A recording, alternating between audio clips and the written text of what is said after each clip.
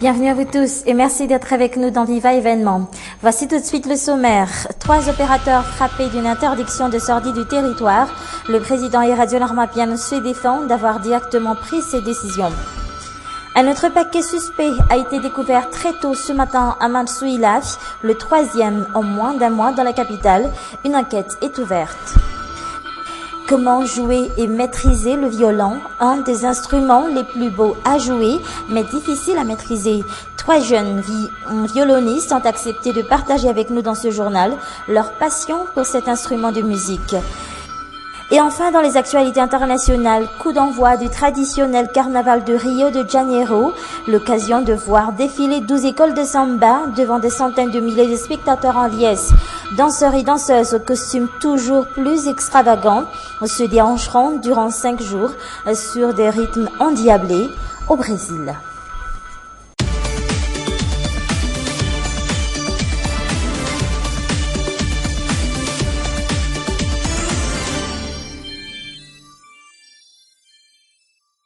Trois opérateurs font actuellement l'objet d'une interdiction de sortie du territoire, mesure prise par l'État dans l'affaire de Bois de Rose. Hier, le président Radio Narmapian se défend de toute implication dans cette prise de décision et a déclaré à Touamas que toutes les décisions ne viennent pas forcément de lui.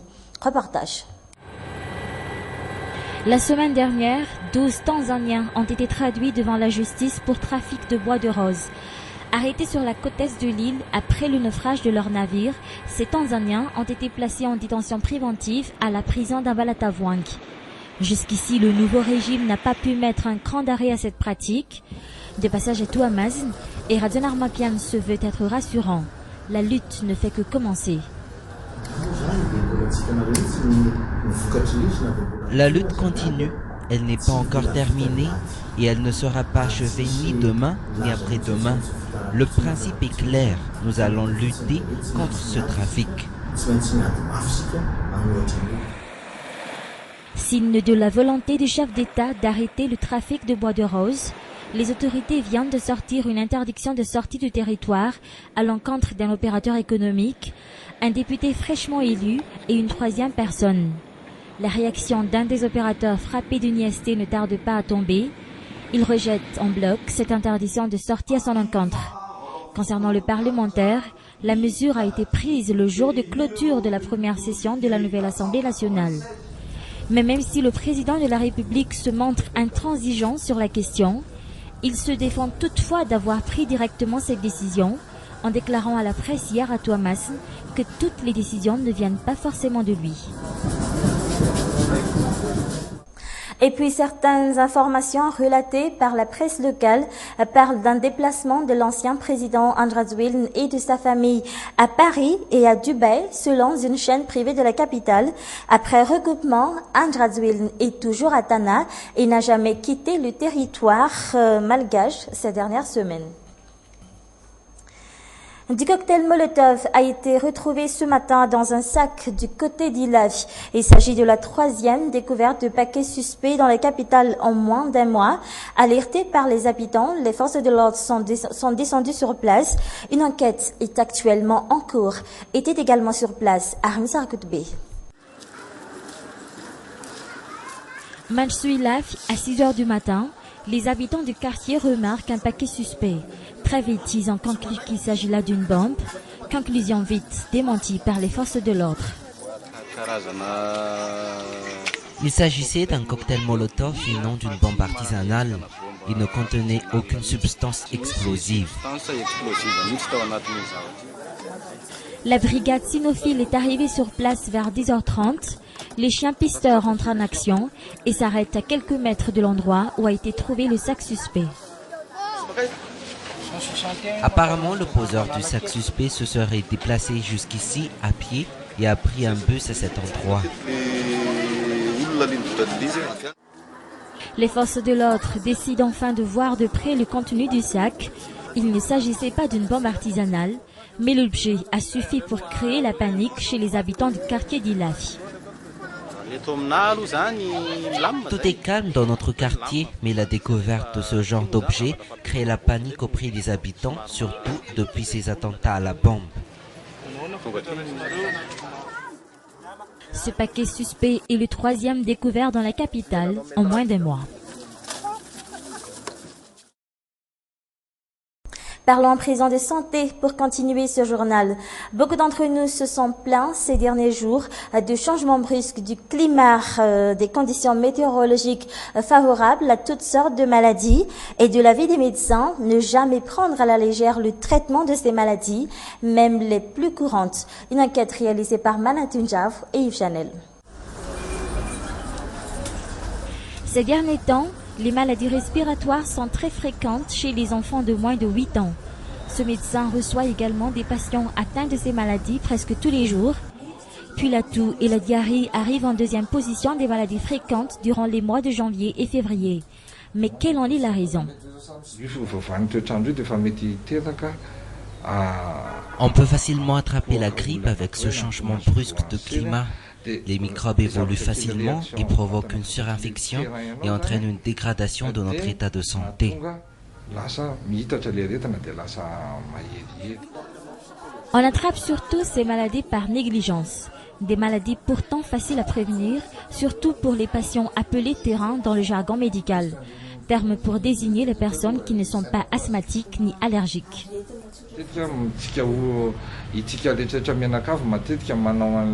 Nous avons tous l'habitude de s'abriter ici et là à cause de la pluie. À cause de notre condition physique, notre corps réagit et nous attrapons facilement la grippe ou la toux. Elle peut s'aggraver et ce qui rend difficile le traitement de la maladie.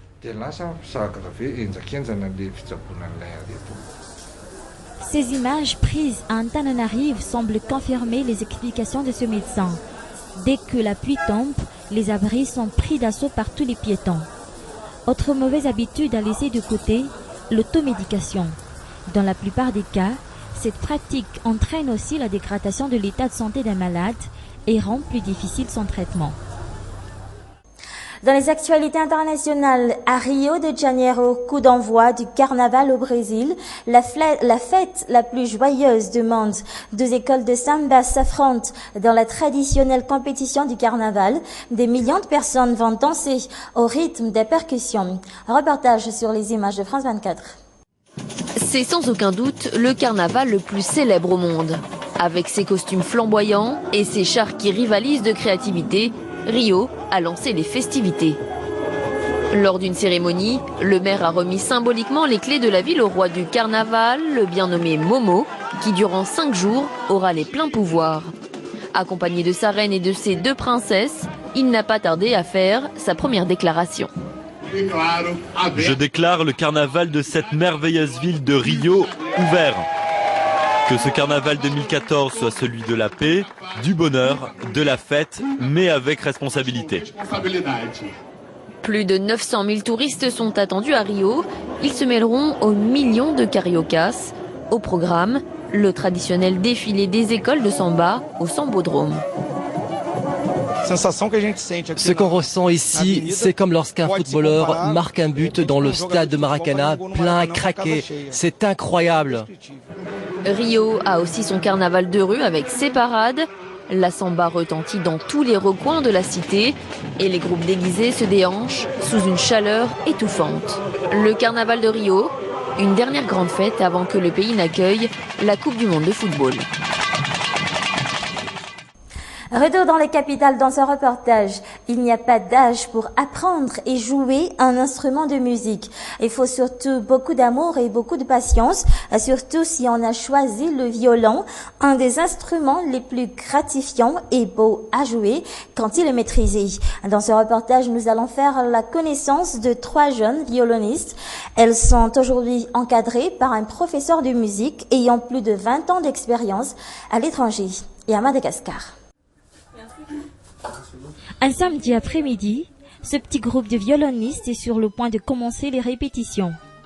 Il est encadré par Arapanch, ce professeur de musique ayant plus de 20 ans d'expérience à l'étranger et à Madagascar.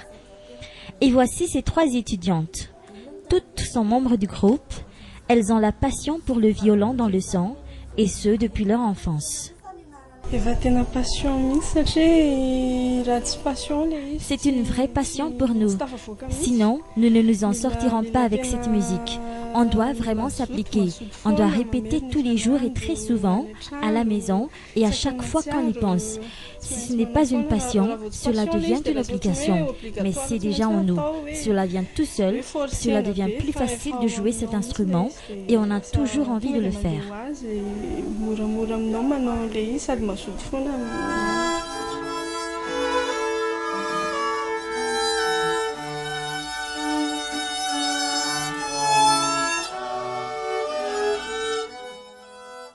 Le violon est considéré comme l'un des instruments les plus gratifiants et beaux à jouer quand il est maîtrisé. Et ses élèves dépassent déjà leur maître. L'encadrement n'a pourtant commencé qu'il y a seulement quelques semaines. Le violon est un instrument très difficile à maîtriser, mais je félicite vraiment leur évolution et leur effort. Je fais aussi de mon mieux pour leur apprendre à mieux jouer de cet instrument.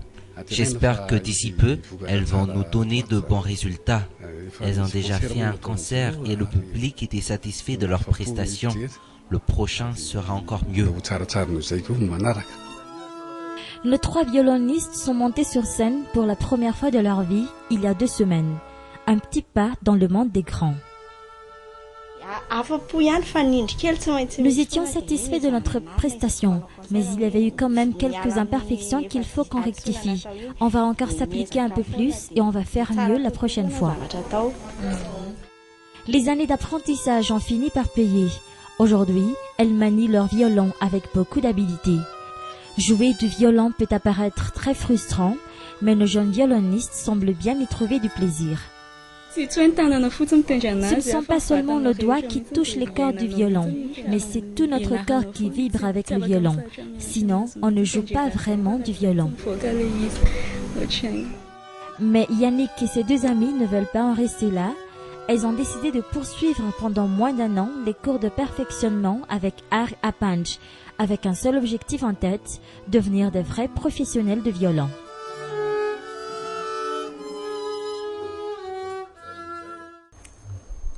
C'est la fin de cette édition. Merci à vous de l'avoir suivi jusqu'à la fin.